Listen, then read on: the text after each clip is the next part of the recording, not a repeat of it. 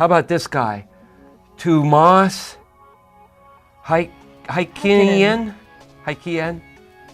Do you have any suggestions on how to get more young people interested in science? Wow, that's a good one.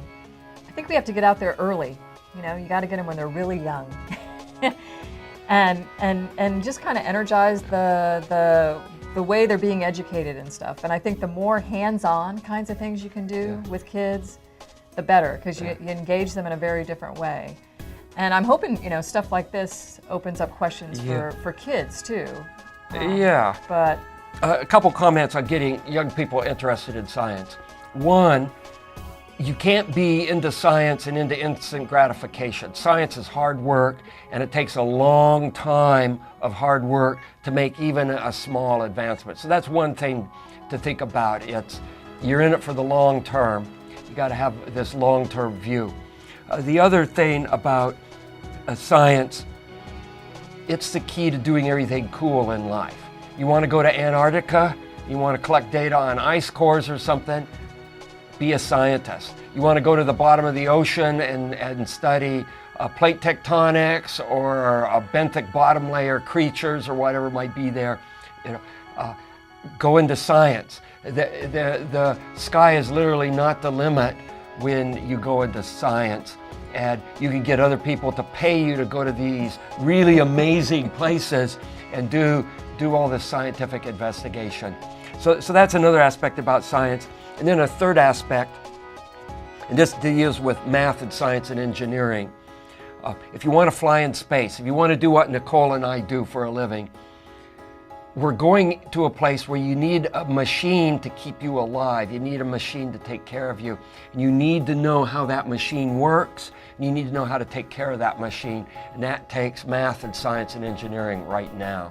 So if you want to do our job, the entry fee is to understand math and science and engineering and technology, at least at this point in time. Oh, how did I get interested in science? I think I was just born that way, I think so too. It's just the fabric of who I am says, wow, I want to understand everything around me. And you just look at something as simple as the electrical outlet that you plug things into. You're asked, well, what is electricity?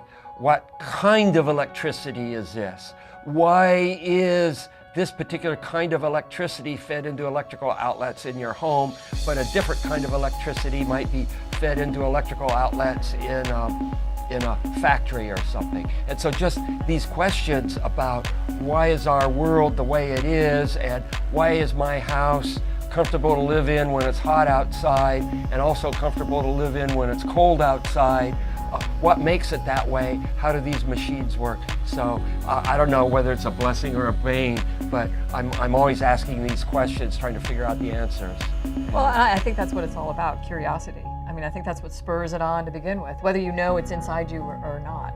And it's what makes it fun too. And I think for me, it was a much more indirect route. I don't consider myself, born to be a scientist kind of person. It came from following along with my dad, who liked to fly and build things and shared that with me. And so the curiosity became not just, oh, I want to know how to fly airplanes, but how does that airplane fly, and what makes that wing go through the air and lift me off the ground, and then thinking about, okay, if I can fly in the air, why wouldn't I want to know how to fly in space? And that is, and then it turns right around to, okay, you got to have electricity to do that, and all of these other things. Interesting. So understanding all these things is not only fun, involves some hard work to figure this stuff out, and it opens up everything to you. Yeah. It's why are we here even, I think is part of what science is all about. It's a challenge to us to discover those things. Yeah, it's the key to doing everything cool. Yeah. Okay. Oh, this is a good one. Raymond Morris has asked a question dealing with the 3D printer, which is going up on space station. We don't have it there yet, but will soon be there. 3D printer. So now we can literally uplink design plans and make new parts on space station. So what's your take on the 3D printer? I think it's awesome, and I think there are certain things that maybe people don't think of very often that would be really nice to create with a 3D printer. And I think about things like a spoon. Okay, I was going to ask you, let's project yourself back on station, not sitting here with a green screen behind us, and we've got the 3D printer. What would you make with the 3D printer? I would make a spoon. Okay. Because I think I lost my spoon and had to find another spoon. Oh, that's bad news That's to bad lose news, your the spoon. Oh. And then it came back around at some point. Oh, some orbital filter somewhere. karma, Yep. right? Yep, got the spoon back. But I think one of the other things would be funnels for the urine hose. Oh, yeah. And so these accoutrements that we use in the toilet are different. They are. And I think, what was the other thing? On our exercise device where you can strap yourself down onto the bench, there's a buckle that's used there. Yeah. And every now and then that buckle gets broken and we're having to wait from the ground to get another you could buckle. print a new buckle. You could print a new buckle for that. Wow. So probably not the fanciest stuff, but those are the things I think I would. Okay, let's do a cleef hanger. That's a good one. Is that which items are on the ISS that someone wouldn't expect? Like that lobster on the wall. That was Chris Cassidy's. Yeah. Will you have your personal family items like finger paintings from your kids and things like that? Generally, you keep them out of sight. You keep them in your sleep station or something like that. What other items? Some of the scientific items can be kind of bizarre looking, special tweezers and things like that.